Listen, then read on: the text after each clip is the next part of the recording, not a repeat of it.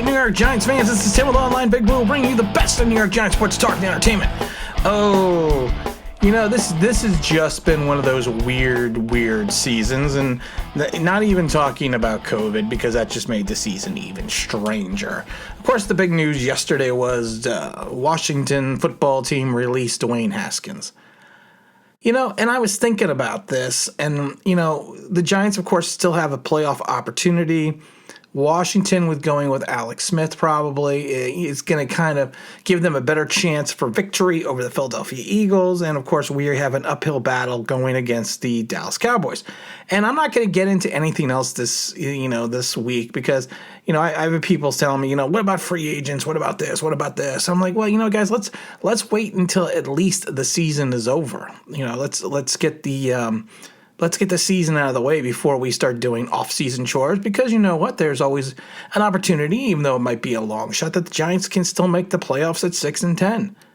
It would be a joke, but not a very funny joke, but there is an opportunity to make the playoffs.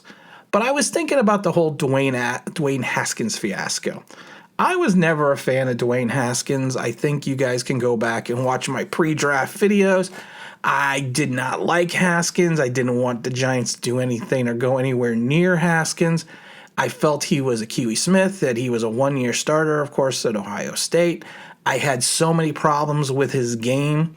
I thought he was more what I refer to as a lollipop thrower, that he threw his deep ball high and a lot of air underneath it and allowed his receivers to try to run. You know, he doesn't hit his receivers in stride. He was trying to more have the receivers run underneath it.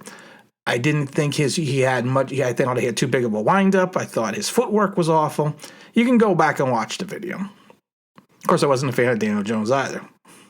I understood the pick, but I wanted Josh Allen, the defensive end. But like I said, and I've said it before, I understand the Daniel Jones pick. But here's my thing. Did the Washington football team just give the Giants the blueprint of what to do with Daniel Jones? Daniel Jones, in my mind, is not our franchise quarterback. And I'm sorry to say that. I lived through the Dave Brown era. I lived through the Danny Cannell, Kent Graham era, where we thought we had two quarterbacks, and it turned out we didn't have any. I lived, and again, like I said, I lived through Dave Brown. I saw Dave Brown play. Dave Brown, his first season as a starter, went 9-7. Didn't have a terrible season, didn't have a great season. And I'm not saying that Daniel Jones reminds me of Dave Brown, and the whole Duke connection. It makes it, you know, makes people want to make that comparison. I'm not making that comparison. But I've seen the Giants whiff on quarterbacks, and I've seen the Giants try to put their faith, Scott Brunner, in a quarterback who did not fit the build. Danny Cannell, Kent Graham, Craig Morton. And I've seen the Giants hold on to these players past their prime. Eli Manning. And they did not learn from their lessons. Now, Washington releasing Dwayne Haskins, and even going back to Arizona dumping Josh Rosen after one season, it shows now that NFL franchises understand the importance of having that elite quarterback and making the right choice. You make the wrong choice, your franchise could be set back for years. And that's the thing that worries me about Daniel Jones. If we keep Daniel Jones and he goes into year 3 and he tosses it up another stinker, it doesn't matter how good our defense is. It doesn't matter if Saquon Barkley comes back full strength. It doesn't matter if we go out and sign the receiver from Detroit or draft somebody that's going to be the next Victor Cruz 2.0. I had to laugh because someone in the comment section wrote, because I wrote, you know, what happened? We signed all the Victor Cruz 2.0s. And then the gentleman wrote back, well, I can't wait till next year till we get the Victor Cruz 3.0s. I'm telling you, next year versions are going to be so much better. There was a YouTuber who told me I didn't know what I was talking about with undrafted free agents, that he was vindicated by it. Well, you make yourself out to be more like a moron now because you weren't vindicated on anything because no one did anything. Austin Mack was not what we thought he was going to be. He turned out to be Travis Rudolph. But I think the Redskins, I got to put another quarter in the jar. I think the Washington team has given us the blueprint. if you feel that Daniel Jones is not going to excel and progress, and I think what's going to happen is the Giant organization is always great at placing blame on other people instead of placing blame at what the problem could actually be. And I think what they're going to do is they're going to lay this blame at Jason Garrett. Jason Garrett, and I've said this a million times, can only coach the talent that he has. And he can only coach to the level of the talent that he has.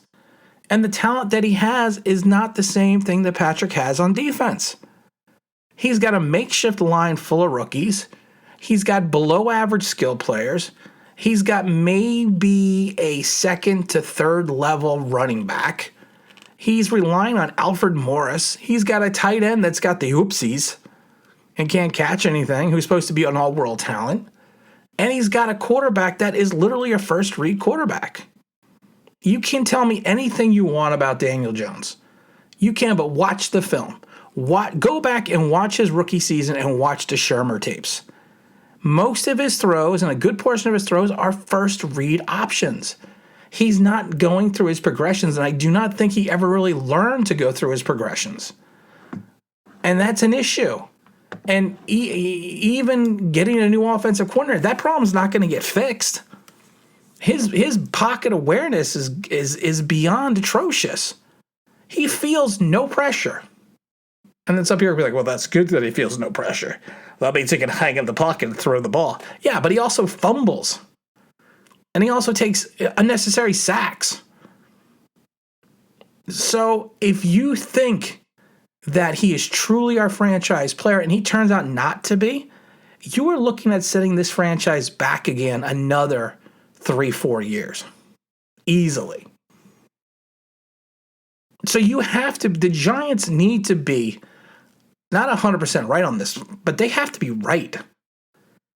They cannot go into the offseason and go into the draft with any hint of hesitation of Daniel Jones being that quarterback. They have to know that Daniel Jones is their man. They have to do what they did not do for Eli Manning his last 5 years. Build around him. And you have to give him the pieces, and you have to give him the coaching staff. It's going to be a shame that more than likely I think Jason Garrett's going to get fired, and they're going to bring in someone who's going to fix Daniel Jones. I always love that because, that's like the Knicks. I always love the Knicks because Knicks always used to bring in players that they can fix.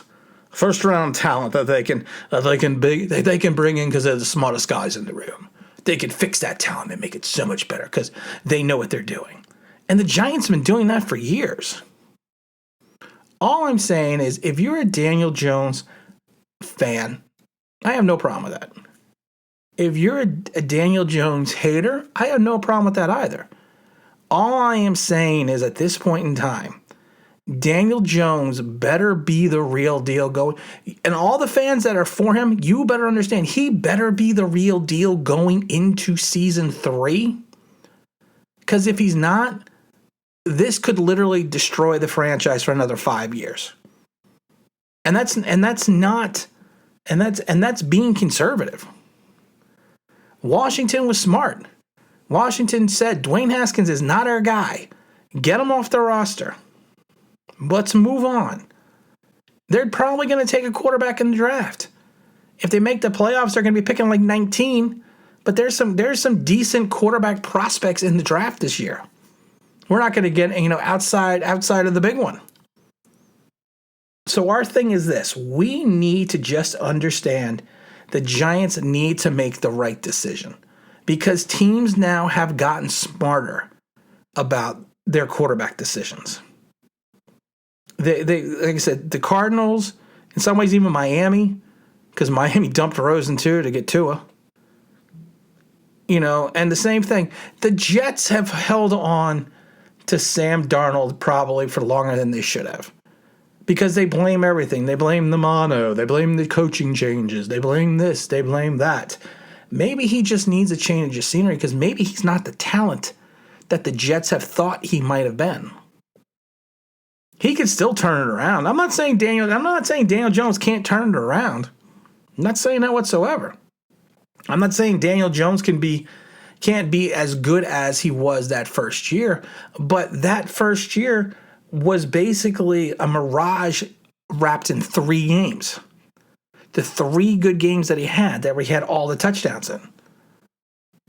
I'm not saying he's an aberration yet. All I'm saying is the Giant organization needs to go into this offseason 100% solid that Daniel Jones is their guy. Because if he's not, and they're wrong, it's going to be the Dave Brown era all over again until we can find a Kerry Collins. And that's exactly what it's going to be. And again, this is Tim with Online Big Blue, bringing you the best in New York Giants sports talk and entertainment. And as always, if you could subscribe, if you could ring that bell, I think you know what that means. That'd be awesome.